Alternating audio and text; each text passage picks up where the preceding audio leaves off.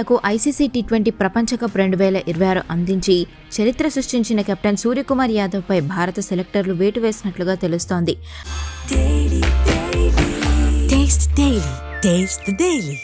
World cup గెలిచినప్పటికీ సూర్యను captaincy బాధ్యతల నుండి తప్పించేందుకు Ajit Agharkar సారథ్యంలోని selection committee సిద్ధమైందని సమాచారం. గడిచిన ఏడాది కాలంలో సూర్యకుమార్ యాదవ్ ఫామ్ లేక ఇబ్బంది పడుతున్నాడు. టీం ఫ్యూచర్ను దృష్టిలో ఉంచుకునే బీసీసీఐ ఈ కఠిన నిర్ణయం తీసుకుందని తెలుస్తోంది. రాబోయే ఐర్లాండ్, ఇంగ్లాండ్ టీ20 సిరీస్లలో సూర్యకు అసలు చోటు దక్కే అవకాశం కూడా లేదట. కొత్త కెప్టెన్గా స్టార్ బ్యాట్స్మెన్ శ్రేయస్ అయ్యర్ను సెలెక్ట్ చేశారట. గతంలో సూర్య ఆడిన 4వ నంబర్ స్థానంలో అయ్యర్ బ్యాటింగ్కు రానున్నాడు. అలాగే యువ బ్యాట్స్మెన్ తిలక్ వర్మను వైస్ కెప్టెన్గా నియమించనున్నారట. వరల్డ్ కప్లో వైస్ కెప్టెన్గా ఉన్న అక్షర్ పటేల్ను కూడా ఈసారి పక్కన పెట్టే అవకాశం ఉంది. ప్రస్తుతం వన్డే టీం వైస్ కెప్టెన్గా ఉన్న శ్రేయస్ అయ్యర్ ఐపీఎల్ 2024లో కేకేఆర్కు టైటిల్ అందించాడు.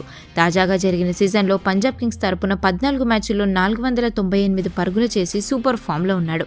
మరి వరల్డ్ కప్ గెలిచిన కెప్టెన్ను ఇలా ఫామ్ లేదని తప్పించడం ఎంతవరకు కరెక్ట్? కామెంట్ చేయండి.